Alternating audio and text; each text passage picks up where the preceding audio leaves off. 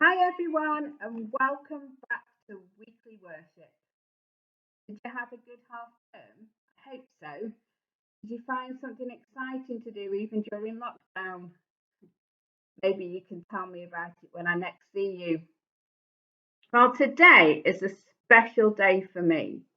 Can you guess what it might be? Did I give you some clues? It involves cards, it involves silly presents, and it also, hopefully, later on involves a cake. That's right, it's my birthday today. How am I going to celebrate it in lockdown? I don't know. I'm not sure yet. Have you had a birthday during lockdown? How did you celebrate it? Did you do something exciting? Did you have to use your imagination on how to celebrate? We all like to have fun, don't we? Even during lockdown, we like to celebrate and we like to do fun things. Well, today we're going to be thinking about celebration as part of our worship. And we're going to be thinking about one person called David who celebrated something amazing. Should we find out what it was? Because it wasn't his birthday. Okay, let's find out more.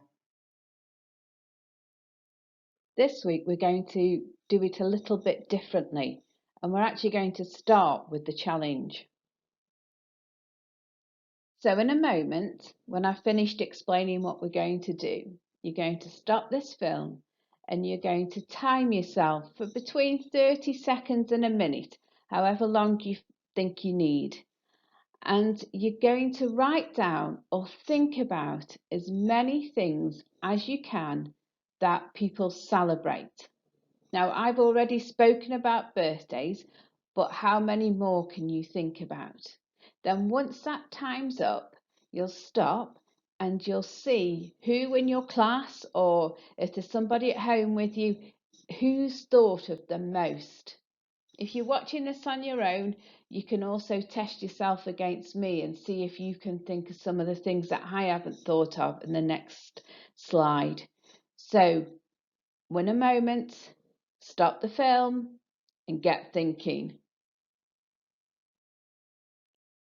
So how did you do? How many did you think of? These are some of the ones that I thought of. Birthdays, as we said before. Then I thought about religious festivals like Harvest and Easter, Christmas, Diwali, Eid, Sukkot, all those that all people around the world celebrate. Then I thought about how do we celebrate birthdays through Thanksgivings, through namings, through baptisms. Then I thought about how we celebrate anniversaries like wedding anniversaries, but then also weddings themselves and getting married and how that can be a great celebration. I also thought that we celebrate successes if we win something or we've done really well, like you do at school when we have a celebration assembly and you celebrate all the good things that you've done in that week, your successes. So those are the things that I remembered that we celebrate. Did you think of more than me? Well done if you did. We thought about celebrations, but let's now move to our Bible story about David and let's find out what he celebrated. The first time we hear about David in the Bible, he wasn't a king, he wasn't a prince, he wasn't a soldier, he was a shepherd, just a young shepherd boy looking after his sheep. But something amazing happened to David. One day Samuel, a messenger from God, came to David's village, and Samuel was looking to find the person who would be the next king of Israel. And Samuel looked and spoke to a lot of people, including all of David's older brothers. But Samuel knew that it was David who was going to be king. So Samuel anointed David, that's pouring oil over his head, and said, that he was the chosen one of God, the one who would eventually be king. But before he became king, David also did some other things as well. One thing I'm sure you've heard about is he fought a giant called Goliath. Now, the Israel army were really scared of Goliath, but with just one stone, David managed to defeat the giant. Something else that David did that not many people may know about is David was also a musician. And David wrote lots of songs, and a lot of them can be found in the Old Testament and the Bible, and we call them the Psalms. So David was a shepherd, he was anointed as king, he was a brave soldier, but he was also a musician. And then eventually David became king of Israel. And that's where today's story begins. For the first 7.5 years of his reign, David ruled from Hebron.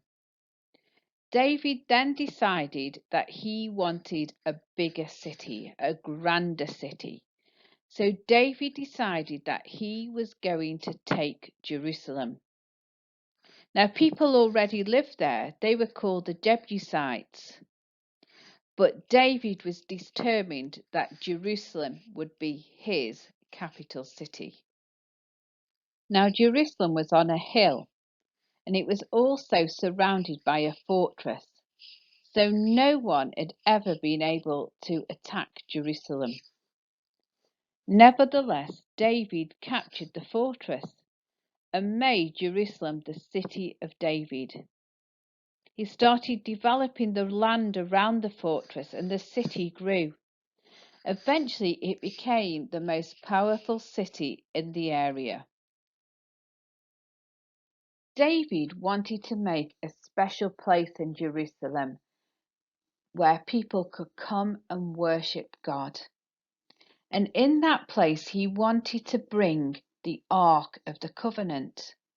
Now, the Ark is a special golden box that contained, amongst other things, the 10 Commandments that had been given to Moses.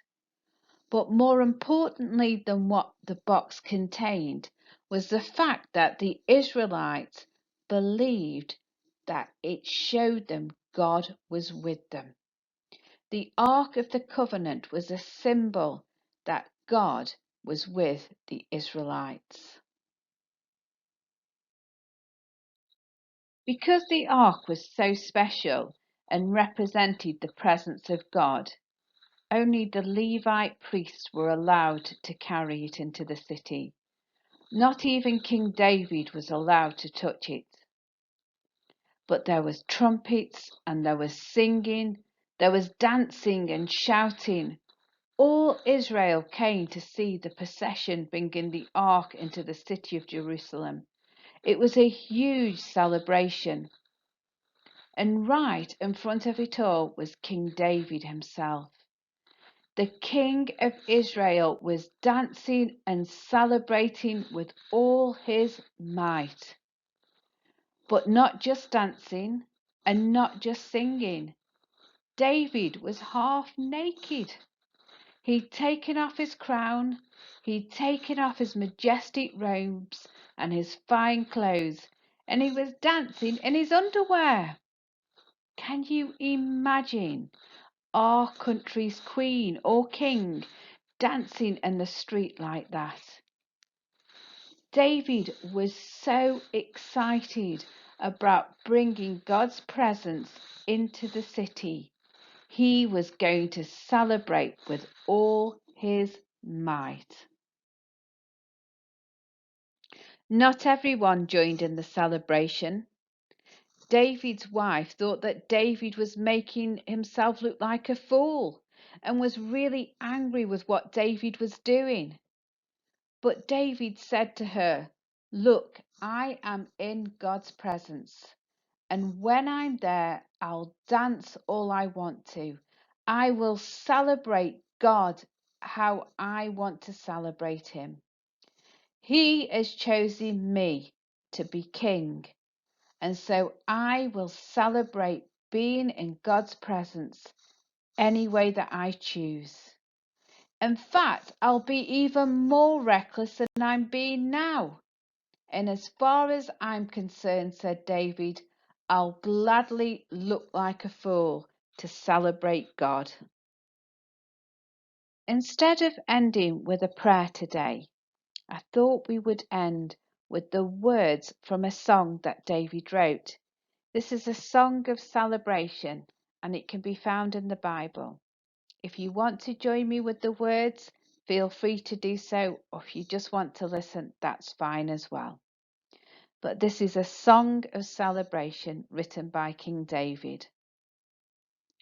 Blessed are you, God of Israel, for ever and ever. For yours is the greatness, the power, the glory, the splendor, and the majesty. Everything in heaven and on earth is yours. Yours is the kingdom, O Lord, and you are exalted as head over all. Riches and honor come from you, and you rule over all. In your hand are power and might. Yours it is to give power and strength to all. And now we give you thanks, our God, and praise your glorious name.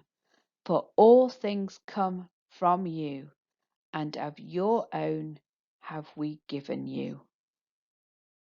So my hope for us all this week, even in the middle of the continued lockdown, that we will all find something to celebrate.